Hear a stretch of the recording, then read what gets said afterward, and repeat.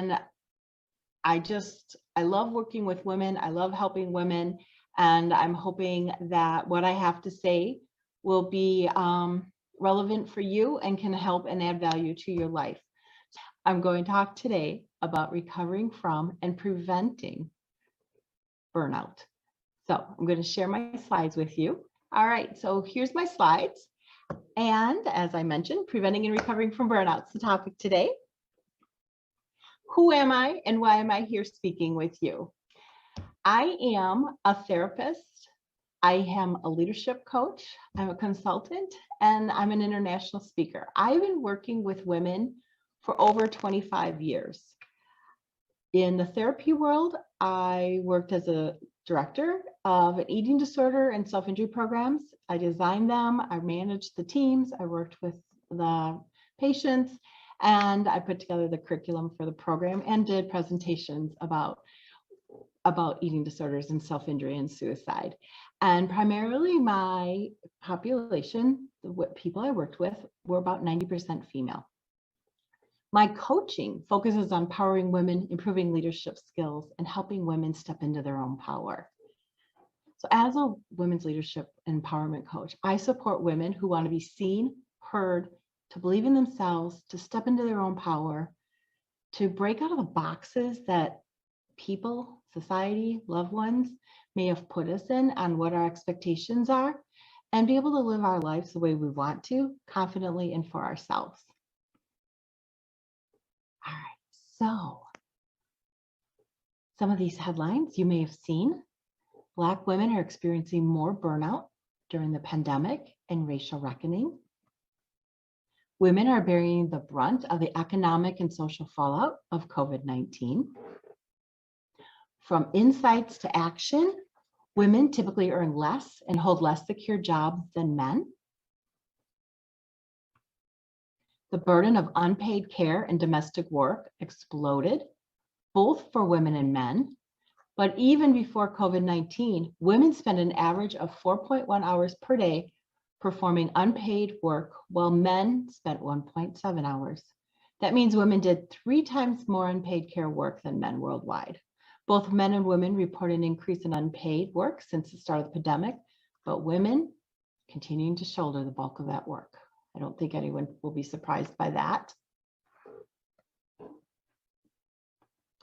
Women's paid labor and women-run businesses will be the hardest hit.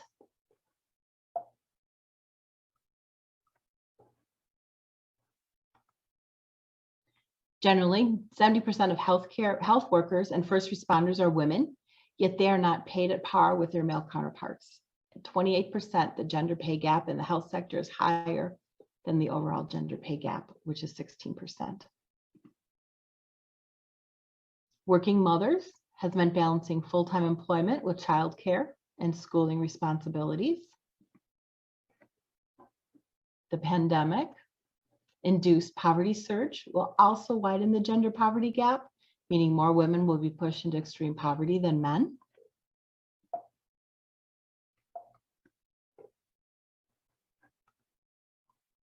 Black women experience the steepest drop in labor force participation and have had the slowest job recovery since January of 2020.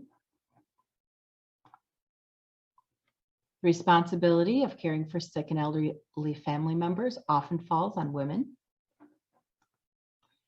And with all of that, back to having my therapist hat on, is it any surprise that we have seen an increase over this past, 18, 20, 22 months of anxiety disorders, depression, domestic violence, eating disorders, substance abuse, and suicide, especially in women? We're feeling it. We may want to think that we're okay, but oftentimes we're falling on this. We're on that hamster wheel. We don't know how to get off it, and we feel like we just keep falling. And we get back up, and we keep doing it again, and we can't get ahead. So today, we're going to talk about recovering from burnout. We're going to learn steps to avoid burnout, why we cannot afford not to take care of ourselves, and self-care. I'm not going to spend a lot of time on compassion fatigue.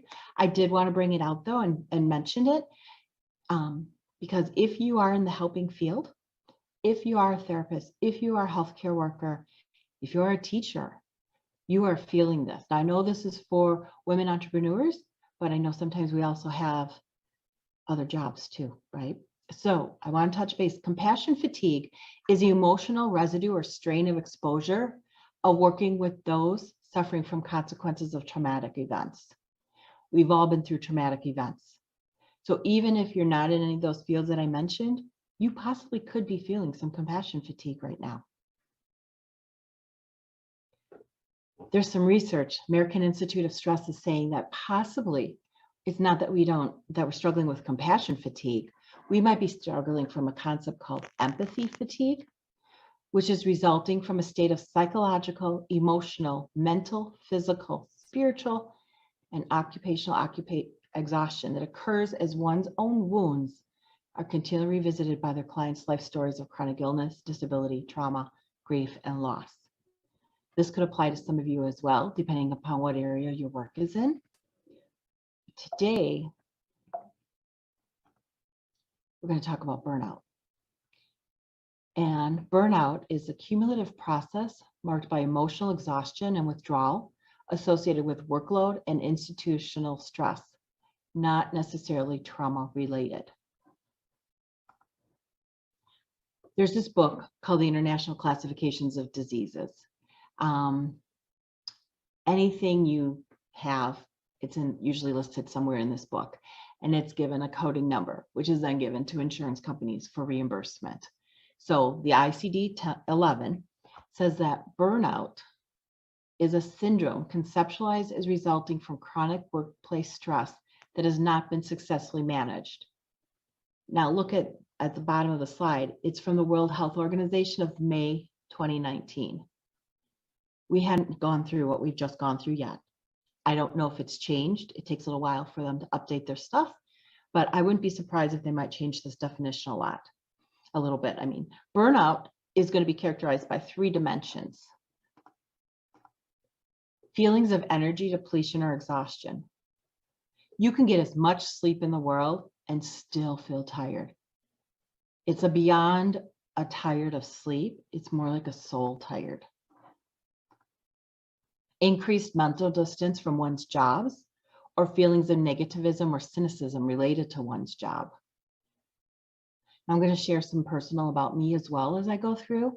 I did go through burnout, and I didn't even realize I was in burnout until I was out of the job. I could not figure out why I couldn't get my act together to get the work done.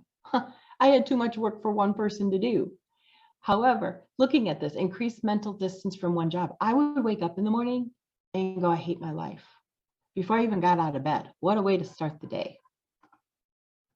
And then reduce professional efficacy. You just can't get it done. You can't do it. You can't be as effective and as efficient as you would have been in the past. Burnout refers specifically to phenomenon in the occupational context.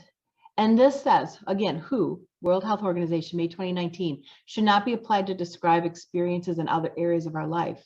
Now, I think that's changed with COVID. I think that's changed with this pandemic because many women's lives merged. They became employee, maybe they started doing their own business, maybe they got unemployed, they were trying to do remote learning with their children, they were doing care for their family members, usually under the roof of their homes. If you were in an area that was being on lockdown, we didn't call it lockdown, we called it staying home, right? We were quarantining to make sure everyone was safe. So I think that it's not as cut and dry as just occupational context because our lives and our world merged. This, I think, sounds in a negative sense that it's blaming us. Burnout is resulting from chronic workplace stress that has not been successfully managed. We may not have known how to manage. We may not have had that skill set. We may not have had an environment that was open to us being able to do that. Okay. So some signs of burnout: feeling negative, overly critical. I mentioned the exhaustion, even though you get plenty of sleep. Or maybe you're not sleeping Maybe you're up at night and those wheels are turning and your heart's beating and you're trying to figure out how you're going to get everything done, which leads to the next one, increased anxiety, racing thoughts, loss of interest. You're numb. Things that used to bring you joy don't. You just don't have it in you. You feel inadequate. You're irritable. You have headaches. You're physically ill. Does this sound familiar to anybody? You feel like you're juggling all these things, but you're not getting anywhere. So I'm going to go over some things that we can do. And big one is de-stressing. Do you de-stress? Do you know how to de-stress? Or do you just keep plugging forward? I was teaching this on a daily basis. I would sit there when I was doing a family session for some of the kiddos that I worked with, and I would tell their moms, especially the single moms, you need to go out and do something fun for yourself. And in my head, a single mom was like, when would I do this right now? Right? So I wasn't being authentically myself. I didn't have the bandwidth. I was in survival mode. So how do you de-stress? An exercise routine is a really good way to do so, unless you have medical issues that might do complications for that. I always add that in because of my background working with eating disorders. Sometimes we're on restriction. You're not allowed to be doing this right now. But what could you do? Can you do, and I'm not talking about, some hardcore exercise, even moving our body, stretching our bodies, going for a walk. I love to swim. Swimming is my thing because I have bad knees and it's not, it doesn't pound on my knees, so it helps my knees. Also, no one can find me while I'm in the pool, right? There's no way, there's no phone. So it's so nice because I get that time just for me and I can't overthink things because I have to be focusing on breathing and in my strokes. Otherwise, I'm going to gulp the pool water. Meditation doesn't have to be long. There's these apps called Calm app, and I think there's an app called Headspace that you can do for just a few minutes. You don't have to do a long meditation. I have gotten to the point, I like Oprah's and Deepak Chopra's app. What I've done though, because I bought one of their programs, they oftentimes give like free, like 7 days, 21 days meditations for free. So if you can get on their mailing list, you can find that out. But I like to do the meditation. I make sure I set my alarm because I have actually drifted off into sleep afterwards. And so if I have an appointment, I want to make sure I'm not sleeping through it. Journaling is a good way to release.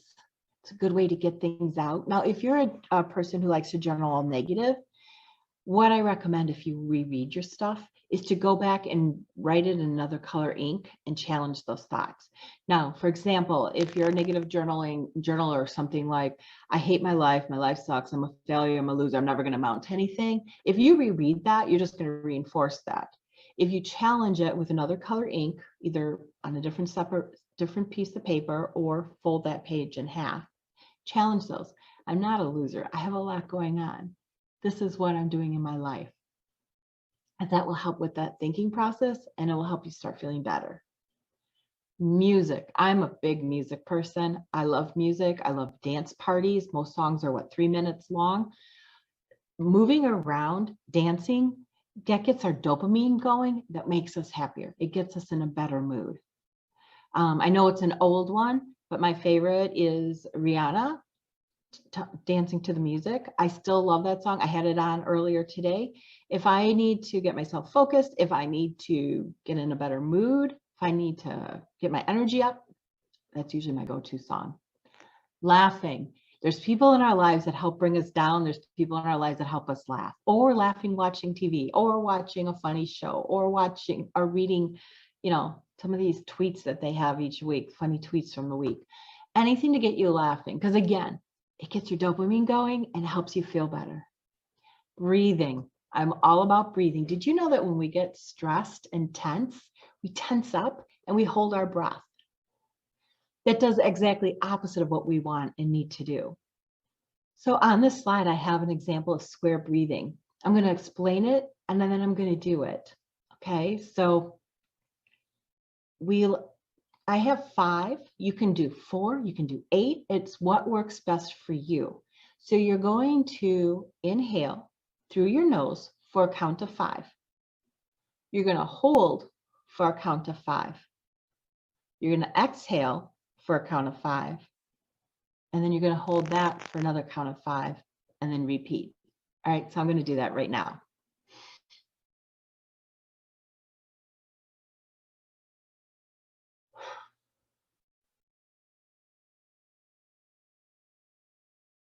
And then repeat it. And I'd like to go in through the nose and then exhale through the mouth. And, if you can, if you're not around a lot of people, go, just let it out. You can feel it in your body. I do this when I'm driving too. I live in the Chicago area. Our roads are a little crazy sometimes. And so I can do it to the point where I'm like, so somebody in the car next to me might not be able to see it. And I also don't care if they do. Or if you're in a meeting and you're getting stressed out, it's a good way to do that. And then I also like to do grounding techniques. And there's a few different grounding techniques out there. Some like to say, go outside and put your feet in Mother Earth, connect with nature. Actually put your feet on the grass or in the sand or wherever you might be. Another is using our 5 senses. And this one takes a little bit more practice because it's not something that many of us are used to doing. So we use our 5 senses. So right now I have a bottle of water and I'm for touch, right? It's cool to my touch. It'll warm up over time, but that can help ground me and focus me on where I'm at right now. The other one, sight. I like to have a picture. I have one of my favorite pictures just in the peripheral vision right here, that if I needed to look away and ground myself and look at it, I can do so. Taste. What do I taste in my mouth? This is a good time maybe to pop a mint. I happen to have some right here at my desk. Right? I like peppermint, spearmint. You get to pick what you like. Hearing. What do I hear? Okay, my heat just turned on and I have a ceiling fan going. So I hear that right now. All right, what did I miss? Smell. I like to have either a candle and I can smell the scent of the candle, or I like to get that lotion, a hand lotion that I like to smell and put it on and just breathe it in. Doing that, did I get all 5? I think so. Doing that can help ground us to the moment. It helps us slow down and be present to where we're at right now. I'm looking at that picture. It's in my office. I love that picture. I've got my water bottle. It's cool to my touch. I can hear the heat. I'm here in my office. I have my mint. I have my hand lotion. Right. So I have had some women put together a little bag. When you buy makeup, sometimes you get those little free bags. They've put together like a travel size hand lotion, some mints, some like a soothing stone for touch. So whatever it is that you find that's best for you can be helpful as you're working on grounding techniques. Boundaries. All right. So I don't know how professional SpongeBob is, but I liked the graphic, and boundaries it is. Do you know what your boundaries are? Are you okay with boundaries? Many women struggle with boundaries. We were taught, most of us were taught to be there for other people. And when we set boundaries, we're not there for other people. We're there for ourselves. So kind of depending upon what you learned, you're doing the opposite. What are your boundaries? And for work, what are your hours that you work? Do you have a time where you turn off and when you're working? And I'm not saying we have to have 100% 50-50 balance, right? I think our world of 9 a.m. to 5 p.m. is over. I've had some women talk to me that they had a supervisor that expected them to be answering emails at 11 p.m. at night because they're all working from home anyways. He's not paying them to be doing that. It's 11 p.m. at night. Why are they on their computers working for a boss? If you're doing your own business, right, as an entrepreneur, you can easily get caught up. You can easily get lost, especially if you're passionate about what you're doing. I recommend having some time where we have downtime. What are your responsibilities? Are you saying yes to so many things and not saying yes to yourself because you're depleted and you've given all your yeses away? Do you continually join committees, meetings, organizations, whatever it may be, um, without necessarily knowing what your clear goals are? There's a book called How Women Rise by Sally Hagelson and Marshall Goldsmith. And there is a part in that book, I recommend it, it was a quick read. There was a part in that book talks about what we've done to get to where we are isn't going to help us get to where we want to go. So we have to change things up. But this woman had a supervisor, a male supervisor, who had asked her to be on a committee. Wasn't something she had thought about being before, but she took the opportunity because she thought it was going to help advance her. And one day he told her, yeah, I knew you wouldn't say no to me and I don't want to do it. So look in alignment. Am I joining these committees? Am I part of these meetings? Are these for me? Or is there another reason I'm doing it? Will this help me? Now, sometimes if you do have a job still where you have an employer or a supervisor, you might not be able to say no. But look at it. Is this aligned with what you want? Do you have any kind of work-life separation? Who has access to you and when do they have access to you? And when do you stop work and work calls? This has been one that I've worked on a lot. Before I left my director position at the Behavioral Health Hospital, I was working 6 days a week, 10 to 16 hours a day. I was exhausted. So rein that in right away, because that was not helping anything. Who has access to me? My phone. No one can get through between 11 p.m. at night and 7 a.m. in the morning, except for my son. He's the only one that can get through to me. I need my sleep. I'm at a stage right now, my son is an adult, so I can do this, right? But other people, you might need to have a little bit more flexibility. When do you stop work and work calls? I am a night person. I like to work. My best work is between 10 p.m. and 2 a.m. Now, if I have early morning meetings or consulting work, I have to adjust, of course, but I don't take work calls late at night. I end at about 8 o'clock. I am also still doing therapy. So my last therapy session will be 7 p.m. so that I'm not into all night. I need time to unwind. 10 o'clock, I get a second wind of energy. Right? So if I can keep working on stuff I want to work on, fine, but it's my time. Unplugging. Do you ever do an electronic detox? How long have you gone without your phone, your iPad, your computer? I did a retreat a few years back, and oh my gosh, probably 5 years now. And we went the whole week without having any electronics. I was having worry ahead of time. Now my son was in college, so I checked with my mom, my aunt to make sure it was all covered in case something happened. He had a number in case he needed to find me. But I was having withdrawal at the thought of having what's going through. But it's so good to unplug. Now a week might be extreme, but can you do this for a few hours? Maybe an hour to start with. And then under boundaries also is your support system. Who is in your support system? Are you everyone else's support? Do you have friends that are supportive of you? And then do you have friends outside of what you do for your work? So if you are an accountant, do you have friends that aren't accountants? It's important for me to have non-therapy friends. It's important for me to have non-coaching friends. I like having those friends as well, but it also helps expand it. I'm not always talking work then. What about your values? Are the things that you're doing, are they connected to your values? Are they in line with your values? Do you know what your values are? Values are our non-negotiables. These are something that you absolutely need to have in your life. Do you know what your top 5 values are? It's helpful to be able to come up with our values so that we can see what we're willing and not willing to tolerate or deal with or put up with or do. The hustle game. There are so many women playing the hustle game, and I feel it, right? We have to. It's back to being on that treadmill. I have to keep going to get ahead. Hustle game leads to burnout.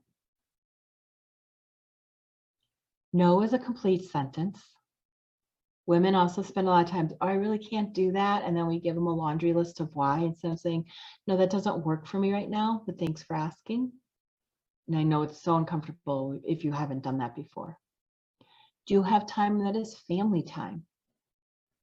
Make sure we're having that connection. One of the things, this was pre-COVID, but one of the things that I was just completely baffled by was when I would have individuals come in for treatment for eating disorders and ask about family meals. They weren't having family meals. You know, we had to get this kid to soccer, this kid to dance, this kid to football. I had my own meeting. You know, we didn't have that. So I would recommend, can we at least have one night a week where we have some family time? People didn't know what a family meal was. We need that connection with our families. Now, if you're an adult and some of your family members are toxic, that's a good place to put those boundaries that you don't have to, or you limit your time. And then do you have your own time? Because your time is so important. We need to recharge. We need to get our batteries going. We need to refresh so that we can keep going and doing everything that we love to do. So my values, and I've actually added one, authenticity. I believe in being real. I believe in what you see is what you get. I believe in connection is so important, connecting with other people, being of service, being creative in the sense that when I do my work, I'm working for what that individual needs. I'm not doing a cookie cutter, one size fits all. Inclusion, right? One of the things that I told Casey is that I don't believe any of us are free until all of us are free. I believe inclusion. And also one that I don't have is humor. I use humor a lot in my work. I think we need to. I need to, not we, I need to use humor. It helps me connect. It also helps release when there's some difficult topics that are being discussed. So personal care plan. This is an example of my week from August. If we don't schedule things, it doesn't happen. Have anyone experienced that? I have. If I don't put it down in my calendar, it doesn't work. Now I have 2 calendars going. I like the ease of my Google Calendar on my phone because it's always with me. But I like my paper planner because I feel like I can plan further out and ahead. One thing that's so important when you're working on your calendar is schedule you time. You time, if you can put that in first, and I get it, everyone's situation will allow that, but I have the purple, that's my time. I like to be able to look at my calendar and go, I don't have enough purple in here. And even in my paper calendar, I will have, you know, I have all these fun markers and my time is in a box in purple. I like the Google Calendar because I can do different colors for different things. Schedule in your family time. What are your non-negotiables? Schedule that in too. Also, make sure we're putting fun down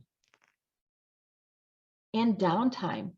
You might see on my calendar, I don't have every spot on my calendar filled with a color. It's okay to have that space, that white space where there's nothing there.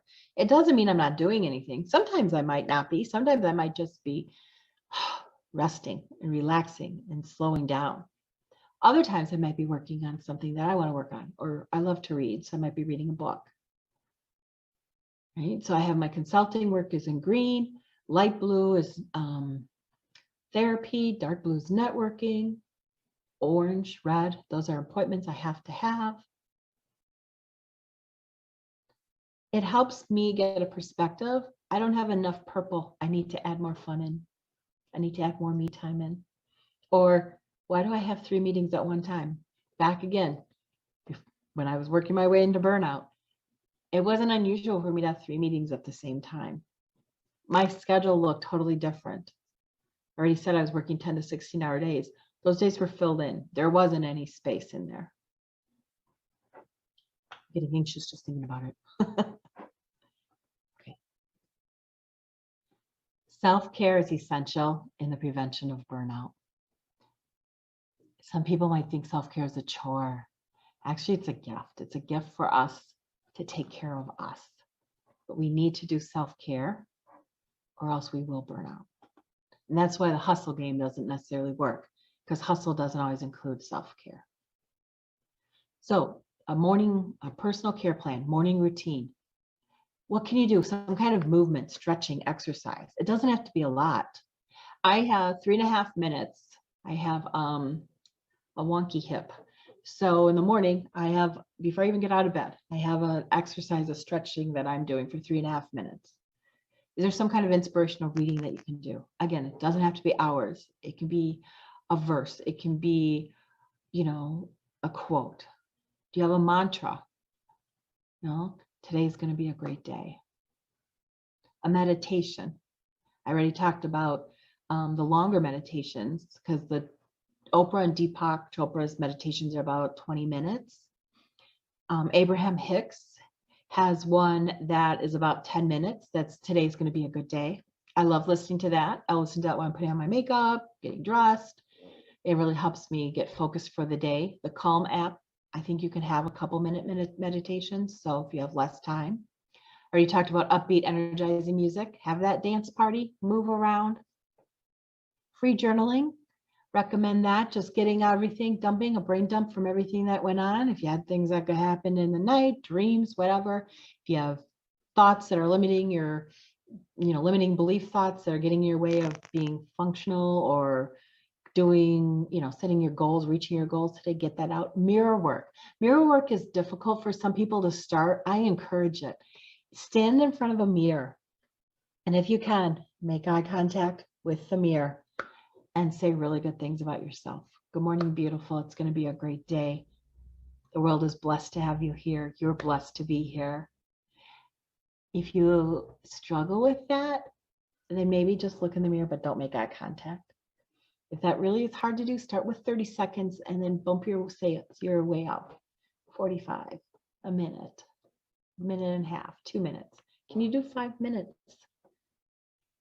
If we can talk positively to ourselves, we can do so much more. If we can talk to ourselves the way we talk to our best friend, can you imagine how great we'll feel about us?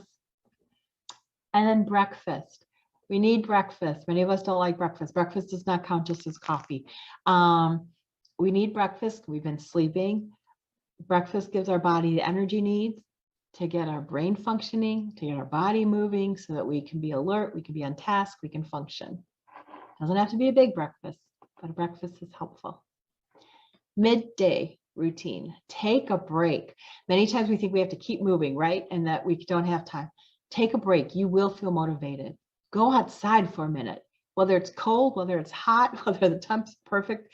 Today, cold and dreary. Go outside. Take a breath in. Just breathe in the outside air. If you can walk around your building, walk around the parking lot, whatever, walk around your house, do that. Move. Again, back to that dance party. I'm all about dance parties. Stay hydrated. Make sure you're drinking your water. Appointments, 45, 50 minutes.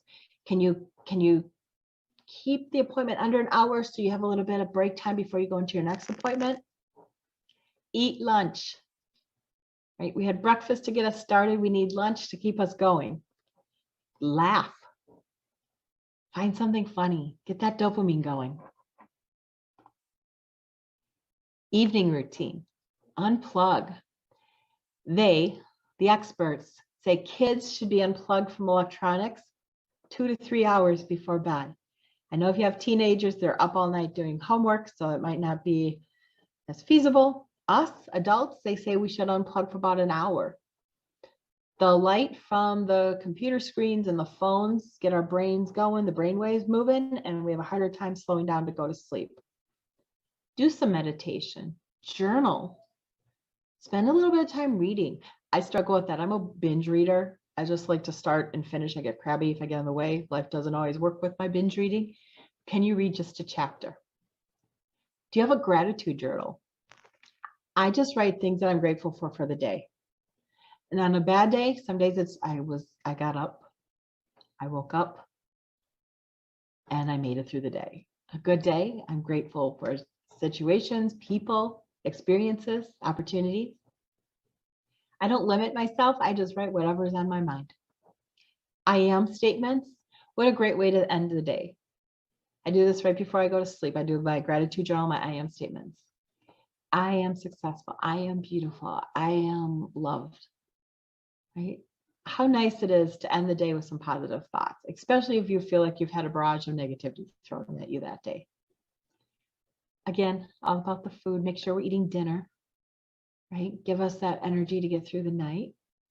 Fulfill our energy needs for what our body is requiring so we can keep doing all the work we're doing.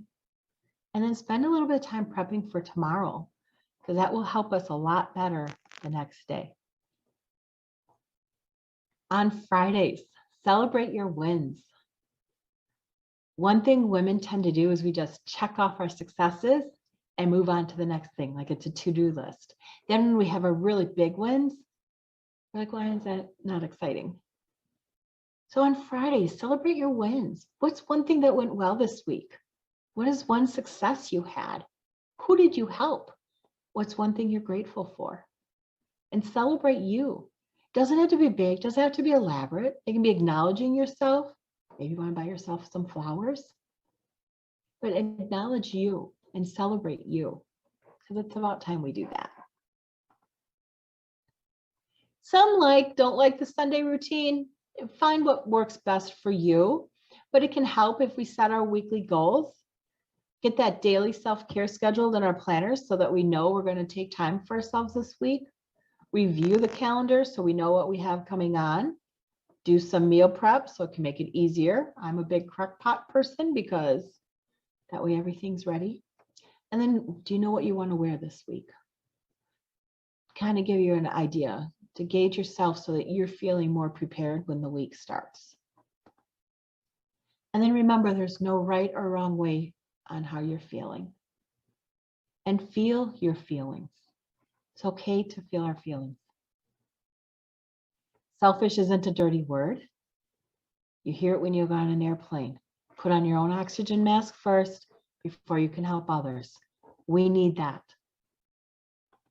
I am a Schitt's Creek fan. A mother puts her own mask on first. We can't be there for anybody else unless we're taking care of us. So some ways to take care of ourselves. Limit the news. The news is negative. Yes, you might want to tune in. Make sure you're tuning in and having smaller doses. Also look for positive news. There's some of that out there too. Limit your social media. That is a trap that we can get lost in. There's studies out there that's showing that we get into the comparison game and we feel worse about ourselves, just like reading women's magazines. We feel worse about ourselves after we read them because we're comparing ourselves to all these people and their lovely lives. If you have toxic people, unhealthy people, people that you don't like or don't believe in what they're saying, snooze them, unfollow them on social media. Limit your exposure to that. I mentioned feel your feelings. Also know it's okay to be grieving. We've been through a lot. We're still going through it. You may be grieving right now, and that's okay. And then also, one way to take care of ourselves is to do something for someone less fortunate. When we pay it forward, when we give to others, it can help us feel better too. Have some self-compassion for us. Again, I mentioned earlier, talk to yourself as you would your own best friend. Oftentimes we're like, oh, come on, I should have known how to do that, or I didn't do that, or I made too many mistakes. No, self-compassion. Hey, I tried. I gave it my all today. Tomorrow's a new day. Acknowledge that life is different. People keep saying, well, I go back to normal. I don't know what normal is. I often say normal is a setting on the washing machine. Yes, we might not be socializing as much or traveling as much as we used to. Hopefully we can do that again soon. But this is life right now. How can we live it to our fullest and best for us? Stop trying to do it all. That's a good way to get to burnout. We can't do it all. It's okay to delegate. It's okay to outsource. It's okay to say no. And I know I've mentioned this before, but take a break. There's nothing wrong with popping on a show for a half hour and tuning out and then getting back to the real world. Or like I said, reading a book. Take a break. It's okay. We don't have to go, go, go. We're not the hamster wheel. We're human beings, not human doers. So human doer is someone that does things because they need to get that recognition or the accolades or the goal setting. A human being is someone who bees. We're here. We can watch a movie and enjoy it instead of doing 16 other things at the same time. Invest quality time in your relationships. Our relationships won't survive if we don't invest in them, just like us. Engage in activities that you find fulfilling. What brings you joy? How can you incorporate that in your weekly plan? What are new things that you've wanted to try and haven't? Why do you not? Expect less of yourself. Whether you're in strive mode, thrive mode, struggling mode, you're okay. You're where you're at right now, and you can keep moving forward. If you're struggling, make sure you surround yourself with support. Work with a therapist. Again, there's nothing wrong with therapists. Or work with a coach if you don't need a therapist right now.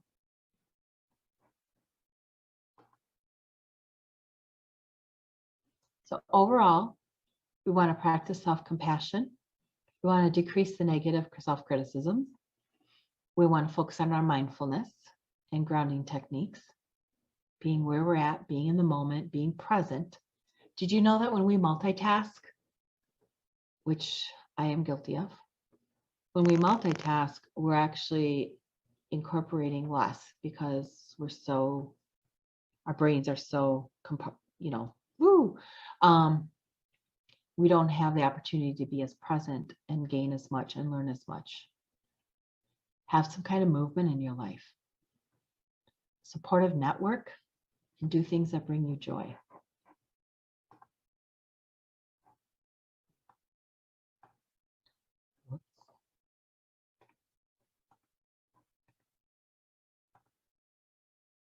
Instead of having multitasking and exhausted women be super women, let's applaud those who know how to rest and to say no to others. Okay, we always give people accolades of, oh, they did all this. Well, how about to that woman who took time out for herself because she needed it, and now she feels a lot better. Recovering from burnout takes time. It's not necessarily a quick process. It is possible. And if we incorporate these steps, we can help prevent us from experiencing burnout. I had mentioned at the beginning, I didn't realize I was in burnout till I was no longer at my job. I was exhausted. I just slept because I'd been on that hamster wheel. And I was drinking McDonald's extra large Pepsis. Cokes were my way of coping and surviving. Right? So I had to do a Coke Pepsi detox, which then was also a sugar one.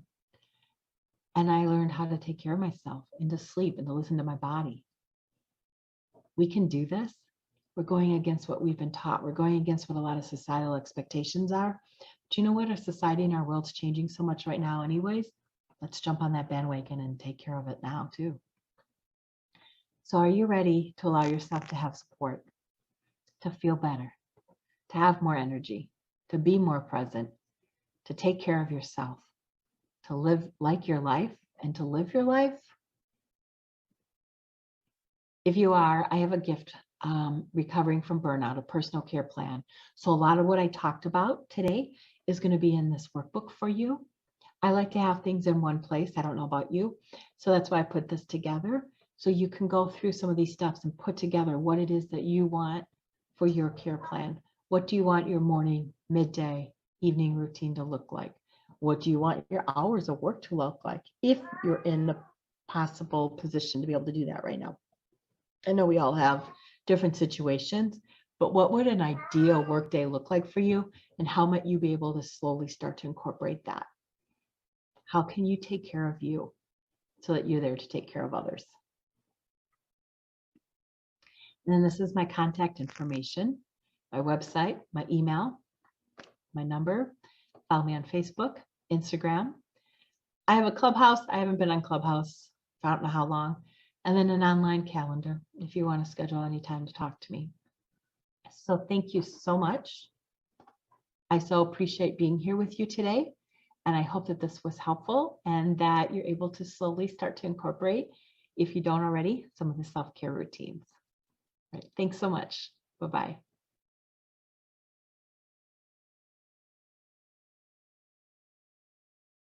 Awesome.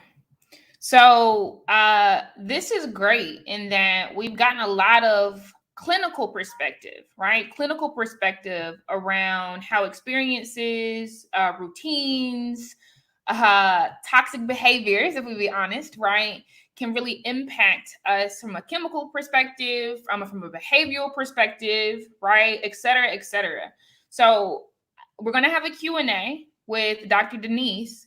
And what I want you to do, what I challenge you to do is think about what Paquita said earlier about proximity, right? To power. We now have proximity with a therapist, expert in her field who can really give us insights into things that we might not have had exposure to before. Not all of us have a therapist. Not all of us have ever seen a lot of these vocabulary words such as empathy fatigue and other things, right?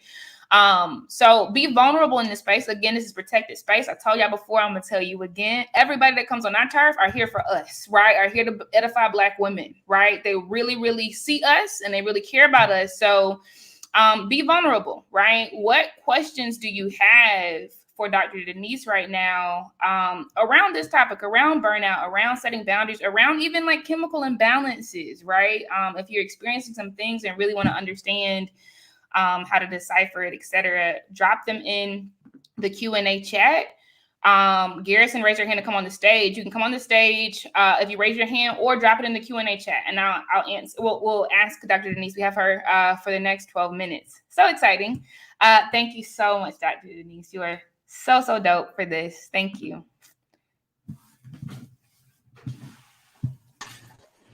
Hey everyone, hope you can hear me. First I want to say, Dr. Denise, thank you so much for this workshop. I've been saying God's timing for this entire thing. I randomly found this and I'm glad I hopped on.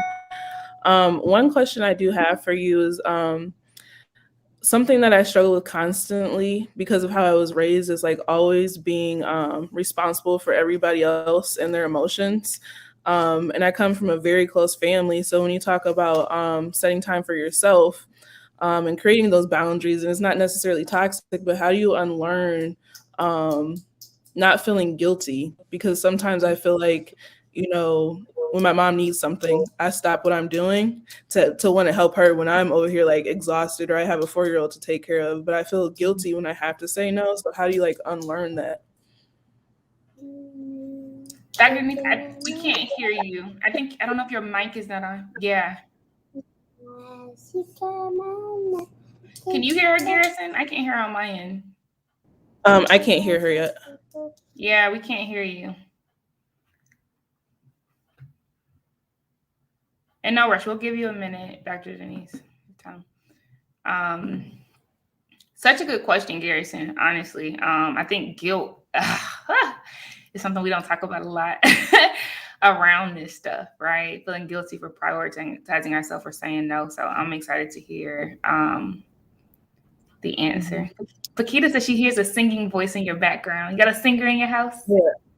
Yeah, I can show you guys. It's my son. Hi.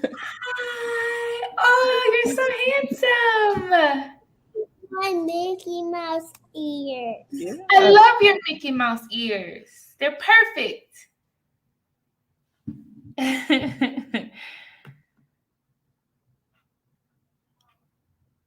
Okay, no worries.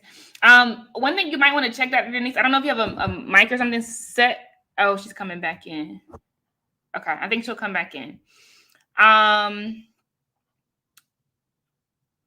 Let's see if it works this time.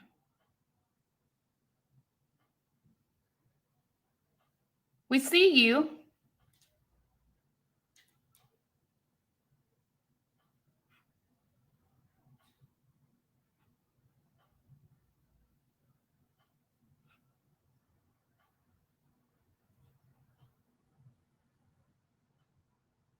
We do see you.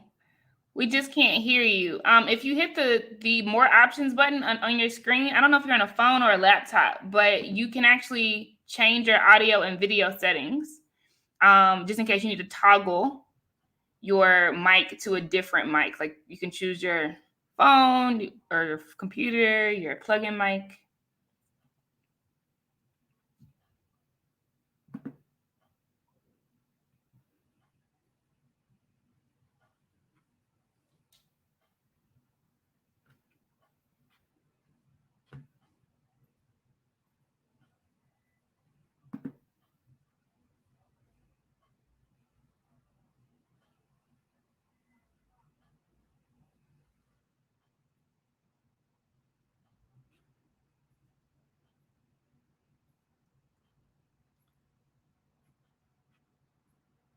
Well, Dr. Denise is getting set up. Let me make sure she's still here before I say this. Yeah, she's gonna get me.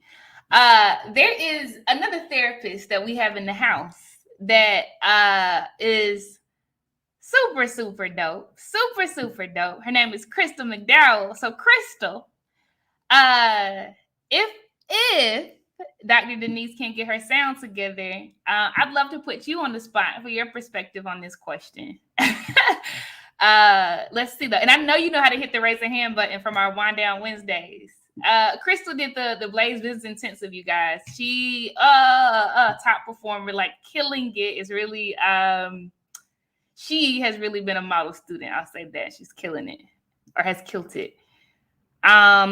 All right, so because we have 7 minutes left and we have another question, Crystal, I would love it if you could come to the stage. Could you hit the raise hand button? Yeah, see, this is my girl right here. Okay, Garrison, Crystal's coming up right now.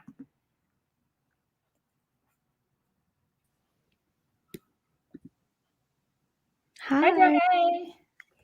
I'm sorry, y'all. I missed the question. My grandma had just called and I couldn't answer the phone. So I missed the question. Thank you. What was the question? Thank you for hopping on the stage. This is building leaders and accepting zero excuses, y'all, right? When you stay ready, you don't gotta get ready, okay?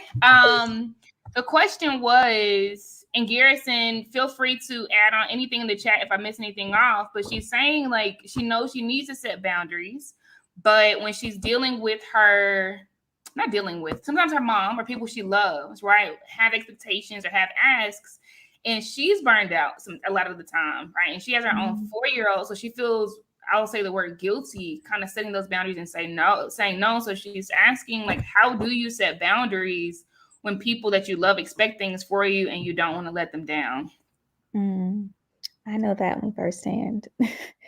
And the way I view boundaries is an element of self-care and self-love. Boundaries is self-care. Boundaries is self-love, because you have to, I tie it into self-preservation. You're more preserving yourself. So if you're not well, if I can't, if you're, I wish we would view mentally our mental illnesses as our physical illnesses. Because if your arm is broken, you physically can't cook all day long. If your arm, you can't drive here, you can't do this, you can't take it. But if your heart and your soul and your spirit, your energy is heavy, you won't be your best self for them. So in my experiences, I've had boundaries set from the beginning, what I will and what I won't do. I will show up for you when I can. I won't put you above my needs. And I know that sounds so mean. It sounds so hurtful to your mom, to your grandma, but it has to happen, because if not, it all goes downhill. It all really just kind of like, it kind of just it's a cycle. Like, okay, so I want to serve grandma, serve mama, serve my child, serve my husband. Everybody gets served, and then you're last on the list, and then it's like, okay, what's up for me? Who's serving me? Who's there for me? So the boundaries are like a fence around your heart. They're protecting you. And so if even when it does hurt, the guilt does come in, the mom guilt, that's real. But just know that I'm doing this so I can heal myself to be my best self for you. And that happens a lot, especially with mothers who want to be super mom and super wife and super sister. And it's like, go sit down somewhere. No, you don't have to do all that. Like, Literally you sit down. Yeah. cannot do that. Like, why are you doing the most right now? Do you know how much healthier and healed you will feel if you really just take your time and do what you can and not try to serve everybody and not try to like be present and like with everyone who calls your phone, not answer every call. That's my big one. I answer all the calls. I stopped doing that. D&D is my best friend now. I can't be there for everybody because me, I'm single with no kids, so they think I have all the time in the world, which I low key kind of do. But I don't want to give it all to y'all. Like I do want to Right. sleep, some Yeah. time for myself. So I definitely am very stringent about boundaries and how I protect my heart and my energy and myself because as a counselor, you know, I have clients, but I also have friends. And my friends sometimes confuse that. I'm like, nope, hold on. This is getting too deep. Here's a referral. I'm not about to do this right now. That's deep. Here's a referral out because I know where you're going with this. And although I can handle it, I choose not to in this moment because That's deep. that's too much. So that's my 2 cents. Thank you, Mama. And y'all, this is coming from an expert, right? Crystal is telling you that even before you get to the point of burnout, like you just already know what your limits are. And you're like, I can, but I'm not, right? And that goes back to what Dr. Denise was saying, in that you go ahead and prioritize your 5 things. You choose your 5 things up front, is what she said. And then you know these are the things that have boundaries across. So you know that up front, right? You can even articulate it to your people. And Crystal just said it. Like, yes, it probably will be an awkward conversation, but it's a conversation that needs to be had, right? And everybody knows Garrison doesn't play about her self-care time on Sunday, or Garrison doesn't play about her retreat away for a month on what, you know, like, I think that's super powerful. Love it, love it, love it. And another question. I'm sorry, Crystal, but this is good. Right? Come on now. Your question was beautiful. Like the burnout piece. I think you said my soul is. I was like, oh, I felt that. I've been there. When your soul is tired inside, like you can't physically give anymore. Like I was like, oh, my old job had me like that, and I'm out. But like I know how that feels, and I'm recovering from burnout right now. I'm still healing. It's not done. It's still a process. That's real. That's real. That's real. I'm gonna get one more question in here, and then we'll have a DJ set, y'all. Because this is very potent, right? It's a lot of information to digest. Kudos to y'all for showing up. Y'all are in proximity to power, right? And that's important. So it can plant seed so that if they grow later. The question is, how would you recommend managing and overcoming generational burnout? Wow.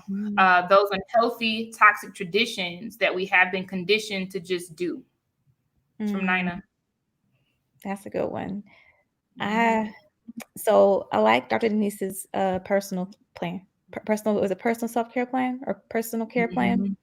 That is ideal. Like I want that when you mentioned that. I need that for my because now we're talking about recreating new patterns and recreating new norms and breaking generational curses. Essentially, like that's some work. That's not going to be no walk in the park. That takes time to actually change your thought pattern on how you view being a mother, how you view being a working mother or a working person. Like you're challenging yourself to create new behaviors because all you've known so far is work, sleep, work, sleep, work, sleep.